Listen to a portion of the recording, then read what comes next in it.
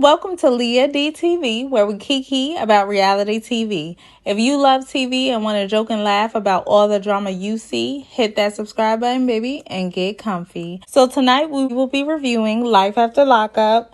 I go through the episode and talk about each couple and what I think about it. I find humor in it, and whatever's nonsense, I speak on it. So let's get started.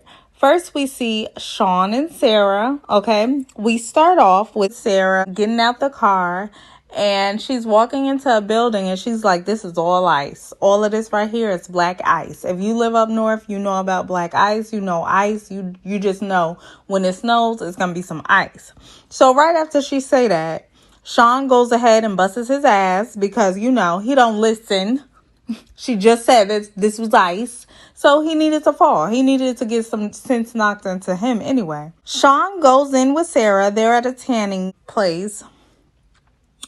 And this is the time where Shawn finally gets to see Sarah naked. And he's hyped, baby. He's ready for it. Sarah goes in and she wants her tan. It's winter time, so I guess she needs it. I don't know. Sarah says that she feels more comfortable around Shawn. Okay. Obviously, you get naked in front of him. Sarah goes ahead and undresses and starts tanning. Of course, little mousy face Shawn is enamored and very pleased by what he sees. She goes ahead and suggests that Shawn gets one too, He agrees to get a tan. And the tanning lady leaves and she comes back. And I guess she had to fill out some form or something. So she was like, so when's your birthday? Shawn was like, oh, it's 1/24/74. Sarah was like, wait a minute. You told me it was 1/24/84. So you're not 36? He was like, no, I didn't tell you that. He tried to lie, baby. So I was like, yes, you did. So what are we doing right now? So she called him. That was lie number one. Just wait until she finds out that he got the modern day Brady Bunch at home back in Nevada. So in their confessional, she gives him a chance to confess to anything else. Because she's like, listen, that was your first strike. Don't let it be a strike 2, baby. Because it ain't going to be no strike 3. Go ahead and confess anything else you need to confess right here and right now before we move on. Or, I'll be done with you. And he's like, there's nothing else. There's nothing else, I swear. Lie after lie. Just a lie. So that's why he began play, because he just want to lie all day. So as they're leaving the tanning booth, Sarah shares with him that a little that her father was like a raging alcoholic and he also did drugs from time to time. Her parents divorced when she was 12, and after that, she pretty much went down a road of, I want to see what's keeping my dad away from me, so I'm going to mingle in what he was doing, a little bit of drinking, a little bit of drugging, whatever else he was doing. This is a sad realization of how some children deal with their parent doing drugs or being alcoholic. Some kids, they turn away from it completely. And some children, they're just like, well, let me see what this is all about. Because if this could really keep my parent away from me, what is it? And she said that led to her being very addicted. That was a really transparent moment, and I appreciated her for that. Shawn was basically asking, how's the situation at home with your mom, and how's your daughter warming up to her? And so with that, I guess Sarah's seen that, this guy might not be a creeper, he's interested in my family, and maybe it's time for me to go ahead and introduce them. So she tells Shawn that he can meet her mom and her daughter, and she just lets him know, like, look, this is not going to be a piece of cake. Just be ready. Shawn says that he lied to Sarah way more than he lied to Destiny, so he hopes this doesn't blow up. Meanwhile, he got a little chuckle on his face as he says this. And with that, I said, you know what? He likes chaos. He wants it to blow up because it'll add a little drama. It'll add a little drama in his humdrum life. This is why he goes after inmates. This is why he lies after lies. He wants the drama. So Please give it to him, Sarah.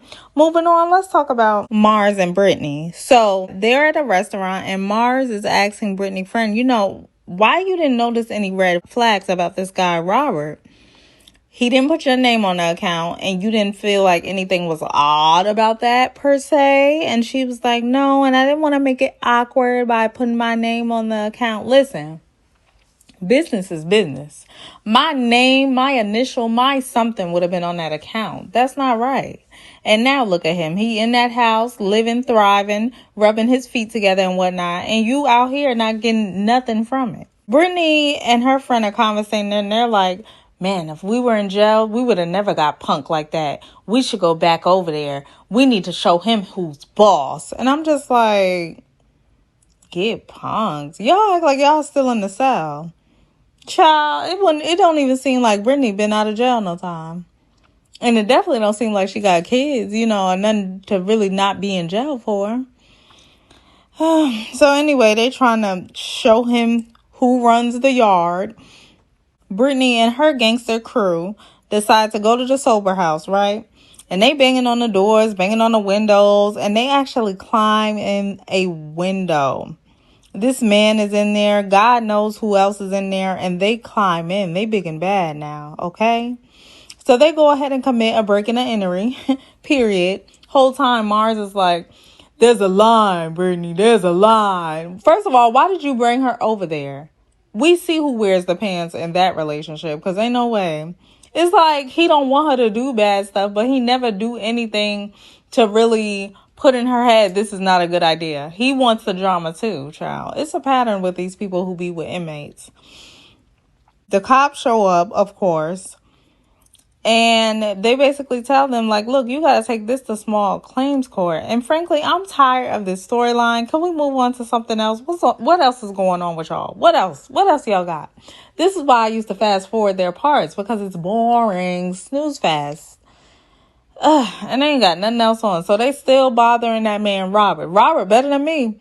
Because, baby, I would have called the cops and would have had press charges, honey.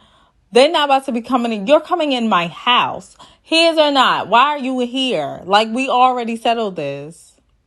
What are y'all here again for? And it was obvious they was tipsy or drunk. Child, they couldn't play with me, but I'm a different type of person. Now let's talk about Amber and Puppy, okay? Because this was interesting. Finally, something interesting happens. So Amber tells Sammy that she wants to double date. She want to double date with Puppy and her man. So Sammy, he does not look pleased at all. He looks stressed and he looked 10 years older than what he probably is, child. It's a rough life out here. Amber is getting ready for the date. She looking cute or whatever. Her man is like, you don't get that dressed up when we go out. Now, child, don't do her like that. She probably do. Puppy says Amber couldn't keep her on the right track, but Eric can. Come on, Puppy, with the shade of it all. So they go and meet with Amber and Sammy. So they all sit down. They eating at a restaurant. Sammy asks Eric, has he been in the pen? And Eric has been locked up before. But Puppy didn't want anyone to know that. So she's like, I thought we weren't going to talk about this. Puppy, you ain't got nothing to be ashamed of. At this point, all four of y'all been locked up. So nobody should judge anybody. Speaking of judging, Puppy says that Amber will probably judge him because he been locked up.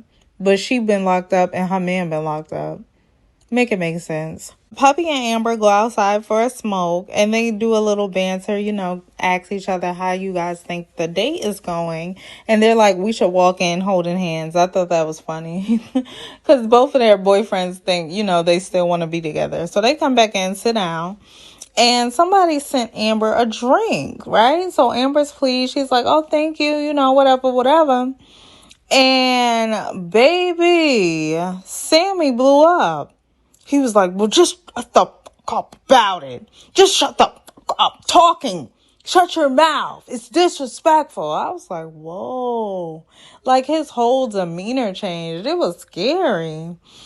He's sitting at the table and he stands up all Michael Myers like and just stands there at the table and then he walks away slowly. I was like, oh hell no, child. Let him go on about his business. So he go outside and he's like, I'm a Southern guy and I don't feel like that's respectful. Sammy, get your emotional self on somewhere. So he walks off. As Amber walks out, she looking for him. And the man then drove off in the car. He left this girl at the restaurant for what though? And then she calls him and he's like, I just feel like basically BS. I don't know what he said, but he said he left her because how she looked at him wasn't right. Can you imagine dealing with somebody who would leave you at a restaurant because you looked at them a certain way and somebody did something that was out of your control, like bought you a drink? He crazy. Amber needs to leave him alone. Whole time, Puppy is glowing. She's like, yeah, Amber, told you so. Whole time, I would have been glowing too. Like, get this maniac out of here. Crazy as a mug. Yeah, now Amber's just standing outside looking crazy, and it's kind of her fault. She should have stayed with Puppy. Puppy looks better, and she's not crazy. She wanted a maniac. Moving on, let's talk about Stan and Lisa, child. This couple, I love to hate them. I really do. Stan and Lisa, they give me something all the time. If it's not the hair-hairing, it's the fighting. Like, they just always into it about something. Either their hair is into it or they into it. And I'm here for it. So we see Stan. He's in his tidy whities up in the bedroom and he getting dressed. Lisa's downstairs and she's mad because he lied in the house of the Lord. These are her words, not mine, child. That's what she said. And it's basically like, what did you expect? It's Stan. What did you think? He was going to be honest? Child. Lisa's in the kitchen pouring 7-Up over vanilla wafers and calling it cake. I was like, sis been locked up one too many times, child. She was stirring it, calling it frosting. I was like, what is happening? We pouring soda over cookies and calling it cake? Gotta go. So Lisa's mad, right? She's mad at Stan. Because she wants him to admit that he paid her for sex before. She wants everybody to know that her kitty talks English, Spanish, and French. Period. City girl. So Stan says, listen, I ain't paid you for nothing. And let me tell you something. If I did, I ain't know. Y'all know Stan ain't gonna fess up to nothing. So Stan says she is one step from getting her stuff thrown on the front porch again because he ain't got time for it. Lisa goes, she storms off. And she's in the car and she shows us, / the producers, a text of Stan saying, I'm going to need some loving if you want me to pay those sale taxes. I was like, oh, so Stan really is trying to be a John. Child.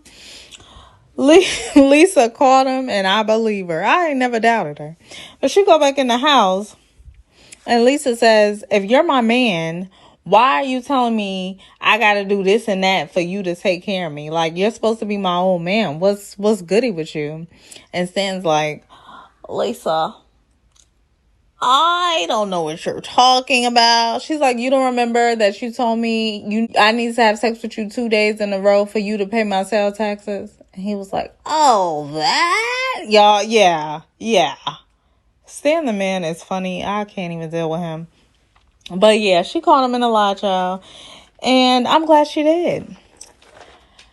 Now, let's move on to Dante and Nicole. We didn't see Nicole, thank goodness. We didn't get to see her looking like an Olsen twin tonight. But we did see Dante going over his mom's house. She's cooking dinner. And his brother's there, right? So Dante walks in and his mom's like, help me set the table, whatever. She asks about his love life and how's it going. Dante tried to sway the conversation by saying he went on a date with that redheaded girl. Baby, he ain't care nothing about that girl. Moving on. She's like, well, what about that girl? What's her name? Nicole.